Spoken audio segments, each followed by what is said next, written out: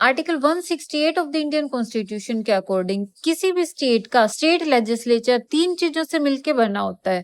First होता है governor, second legislative assembly of that state और थर्ड होता है legislative council of that state. हमारे देश के कुछ स्टेट ऐसे हैं जिनके अंदर लेजिस्लेटिव काउंसिल है और कुछ स्टेट ऐसे हैं जिनके अंदर लेजिस्लेटिव काउंसिल नहीं है। तो फिर जिन स्टेट्स के अंदर लेजिस्लेटिव काउंसिल नहीं है उन स्टेट्स के अंदर स्टेट लेजिस्लेचर 2 चीजों से मिलके बना होगा, एक तो गवर्नर और दूसरा होता है legislative assembly of that state. State governor ना तो उस स्टेट के लेजिस्लेटिव असेंबली या फिर लेजिस्लेटिव काउंसिल इन हाउसेस का मेंबर होता है और ना ही उनके अंदर जो भी वोटिंग वगैरह होती है उनके अंदर पार्टिसिपेट करता है। बट उसके बाद भी हम बोलते हैं कि गवर्नर उस स्टेट लेजिस्लेचर का एक इंटीग्रल पार्ट होता है। ऐसा इसलिए क्योंकि गवर्नर ऑफ द स्टेट को कई सारी इंपॉर्टेंट लेजिस्लेटिव पावर्स मिली हैं जिनके कारण स्टेट गवर्नर को हम इंटीग्रल पार्ट बोलते हैं स्टेट लेजिस्लेचर का। अब उन्हीं पावर्स को वन बाय वन डिटेल में देखते हैं। स्टेट गवर्नर की फर्स्ट लेजिस्लेटिव पावर होती है कि he can summon, prorogue and dissolve the state legislature. Summon में ये होता है कि गवर्नर जो भी स्टेट लेजिस्लेटिव असेंबली या फिर काउंसिल है उनके सेशंस की मीटिंग्स बुलाता है, स्टार्ट करता है। प्रोरोगेशन में क्या होता है कि जो भी पर्टिकुलर सेशन चल रहा होता है स्टेट लेजिस्लेटिव असेंबली या फिर काउंसिल का, उनका अगर कामकाज खत्म हो गया है तो फिर प्रोरोगेशन के थ्रू गवर्नर उस सेशन को एंड करते हैं।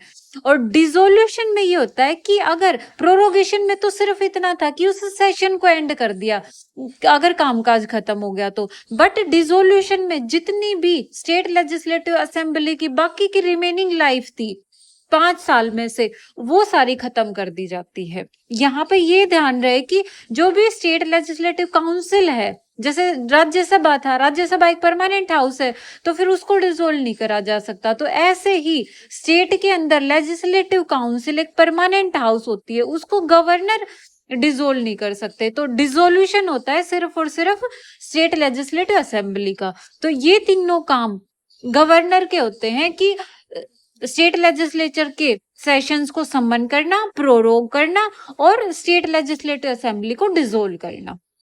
सेकंड काम होता है गवर्नर का कि वो एड्रेस करता है स्टेट लेजिस्लेचर को। ये होता है 2 बार। एक तो फर्स्ट सेशन जब किसी भी स्टेट लेजिस्लेटिव असेंबली नई इलेक्ट होके आती है तो उसके फर्स्ट सेशन को एड्रेस करते हैं गवर्नर ऑफ दैट स्टेट।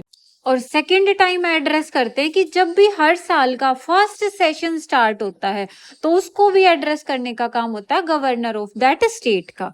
तो ये दोनों पावर्स तो सिमिलर है कि प्रेसिडेंट ऑफ इंडिया की पावर्स के जैसे। नेक्स्ट पावर आती है आर्टिकल 175 ऑफ इंडियन कॉन्स्टिट्यूशन के अकॉर्डिंग। इसमें कुछ फॉर्मली मैसेज सेंड कर सकते हैं गवर्नर स्टेट लेजिस्लेचर को, तो वो देखते हैं क्या है कि article 75 of the Indian constitution के अकॉर्डिंग जो भी स्टेट गवर्नर है उनके पास कॉन्स्टिट्यूशनल अथॉरिटी होती है कि वो फॉर्मल मैसेजेस के थ्रू स्टेट लेजिस्लेचर से कम्युनिकेट कर सकते हैं। अब ये मैसेज किस तरीके के होंगे कि ये मैसेज किसी पेंडिंग बिल को लेकर हो सकते हैं या फिर स्टेट लेजिस्लेचर की फंक्शनिंग से रिलेटेड किसी और मैटर पे भी हो सकते हैं। ये मैसेज होते हैं एडवाइजरी नेचर के, बट स्टेट लेजिस्लेचर की कॉन्स्टिट्यूशनल रिस्पॉन्सिबिलिटी होती है यहाँ पे कि वो इन मैसेजेस को जितना जल्दी पॉसिबल हो उतना जल्दी कंसीडर करे। इस पावर के थ्रू गवर्नर स्टेट लेजिस्लेचर के अटेंशन को सीख कर सकता है किसी बिल से रिलेटेड किसी इंपॉर्टेंट मैटर की तरफ या फिर बिल के किसी एस्पेक्ट को रिकंसीडर करने की तरफ। नेक्स्ट पावर होती है प्रिसाइडिंग ऑफिसर्स के रिगार्डिंग। अगर कभी ऐसे सिचुएशन है कि मान लो स्टेट लेजिस्लेटिव असेंबली के अंदर स्पीकर और डेप्यूटी स्पीकर दोनों ही एब्सेंट है तो फिर उस केस में गवर्नर ऑफ द स्टेट के पास पावर होती है कि स्टेट लेजिस्लेटिव असेंबली के किसी मेंबर को एज अ स्पीकर या फिर डेप्यूटी स्पीकर अपॉइंट कर सकते हैं। और अगर उस स्टेट के अंदर स्टेट लेजिस्लेटिव काउंसिल भी है और किसी कंडीशन में चेयरमैन या फिर डेप्यूटी चेयरमैन इनकी सीट वैकेंट है तो उस केस में किसी स्टेट लेजिस्लेटिव काउंसिल के मेंबर को एज ए चेयरमैन या फिर डेप्यूटी चेयरमैन अपॉइंट कर सकते हैं।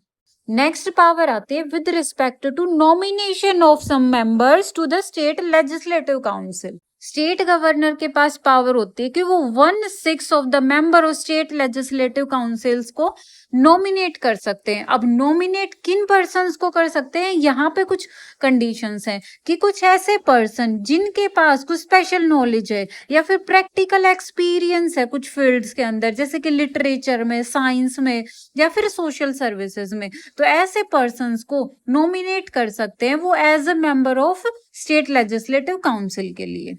नेक्स्ट पावर होती है with respect to disqualification of the member of state legislature. अगर कोई क्वेश्चन अराइज होता है with respect to disqualification of the member of state legislature, तो फिर उस क्वेश्चन को डिसाइड कर सकते हैं governor of that state, but election commission की कंसल्टेशन के बाद उस क्वेश्चन को डिसाइड करा जाता है। नेक्स्ट एक इम्पोर्टेंट पावर आती है with respect to state legislature's bill, और यही एक मेन पावर है जिसके कारण हम बोलते हैं कि स्टेट लेजिस्लेचर के अंदर एक इंटीग्रल पार्ट होते हैं गवर्नर ऑफ द स्टेट। ऐसा इसलिए है कि मान लो कोई भी बिल स्टेट लेजिस्लेचर में अगर पास होता है तो वो बिल एक्ट के अंदर तब कन्वर्ट होगा, वो बिल तब एक्ट कहलाएगा जब उसको प्रेसिडेंट की असेंट मिल जाए। तो जब भी कोई बिल स्टेट लेजिस्लेचर से जाता है गवर्नर के पास, तो वहां पे गवर्नर के पास 4 ऑप्शंस होते हैं। फर्स्ट तो यही होता है कि अपनी असेंट दे दे उस बिल को, तो अगर असेंट मिल गई उस बिल को तो वो बिल कन्वर्ट हो जाएगा एक्ट के अंदर। सेकंड होता है कि अपनी असेंट देने से मना कर दें तो वो बिल वहीं पे खत्म हो जाएगा। अब थर्ड इंपॉर्टेंट पावर है कि वो उस बिल को रिटर्न कर दे। अगर गवर्नर को लगता है कि इस बिल को दोबारा से कंसीडर करना चाहिए स्टेट लेजिस्लेचर को, तो फिर वो रिटर्न कर सकते हैं। बट यहाँ पे कंडीशन फिर से आ जाती है कि अगर स्टेट लेजिस्लेचर ने उस बिल को दोबारा से भेज दिया गवर्नर के पास, अब वो अमेंडमेंट के साथ भी हो सकता है और विदाउट अमेंडमेंट्स भी हो सकता है, तो फिर वहां पे ऑब्लिगेशन होती है स्टेट गवर्नर की कि उस बिल को असेंट देनी ही पड़ेगी। फोर्थ ऑप्शन होता है कि उस बिल को गवर्नर प्रेसिडेंट ऑफ इंडिया की कंसिडरेशन के लिए रिजर्व कर सकते हैं। एक कंडीशन मस्ट होती है, अगर यूं लगे गवर्नर को कि यहाँ पे इस स्टेट लेजिस्लेटिव बिल के कारण स्टेट के अंदर जो भी हाई कोर्ट है उसकी पोजीशन खतरे में आ रही है, तो फिर उस बिल को जरूर से जरूर गवर्नर को रिजर्व करना पड़ेगा प्रेसिडेंट की कंसिडरेशन के लिए। और कुछ ऑप्शंस होते हैं जहां पे प्रेसिडेंट गवर्नर उस बिल को रिजर्व कर सकते हैं। कुछ कंडीशंस है, अगर गवर्नर को लगे कि ये कॉन्स्टिट्यूशन के प्रोविजंस के अगेंस्ट है बिल, या फिर जो भी डीपीएसपीज होते हैं directive principle of state policies, उनके प्रिंसिपल्स के अगेंस्ट लग रहा है ये बिल, या फिर कंट्री के लार्ज इंटरेस्ट के अगेंस्ट लग रहा है, या फिर नेशनल इंपॉर्टेंस के लिए एक गंभीर इशू है, तो इन सब मैटर्स के अंदर, इन सब कंडीशंस के अंदर गवर्नर उस बिल को प्रेसिडेंट ऑफ इंडिया की कंसिडरेशन के लिए रिजर्व कर सकते हैं। नेक्स्ट पावर है विद रिस्पेक्ट टू ऑर्डिनेंस। अगर कभी ऐसी सिचुएशन हो कि स्टेट लेजिस्लेटिव हाउसेस सेशन में नहीं है, बट कोई ऐसा इंपॉर्टेंट इशू, कोई इंपॉर्टेंट मैटर ऐसा है कि जिस पे इमीडिएट एक्शन लेना जरूरी है लॉ बना के, तो फिर ऐसी सिचुएशन में आर्टिकल 213 का यूज करके governor of that state immediate action ले सकते हैं, उस मैटर पे लॉ बना सकते हैं। बट जैसे ही हाउसेस दोबारा से रीअसेंबल होंगे उस पर्टिकुलर स्टेट के स्टेट लेजिस्लेचर में, तो फिर 6 वीक्स के अंदर अंदर उस लॉ को, उस ऑर्डिनेंस को अप्रूवल मिलना जरूरी है, नहीं तो फिर वो अपने आप से सीज हो जाएगा। एक पावर और होती है स्टेट गवर्नर के पास कि जो भी ये अलग अलग कमीशंस होते हैं, जैसे state finance commission, state public commission और कैग की रिपोर्ट है, तो इन सब की रिपोर्ट्स को स्टेट लेजिस्लेचर के आगे भी रखने का काम होता है गवर्नर ऑफ दैट स्टेट का। तो फ्रेंड्स, आज की वीडियो में हमने जो भी लेजिस्लेटिव पावर्स हैं गवर्नर ऑफ द स्टेट के पास, इन सब को 1 बाय 1 डिटेल में कवर कर लिया। अगर इसके बाद भी कोई डाउट रहता है तो कमेंट सेक्शन के थ्रू पूछ सकते हैं, और अगर वीडियोस रेलिवेंट लग रही हैं तो इनको लाइक शेयर जरूर करें, और चैनल सब्सक्राइब नहीं करा तो चैनल सब्सक्राइब कर लें। नेक्स्ट वीडियो में कवर करेंगे अपनी executive powers of the governor of the state.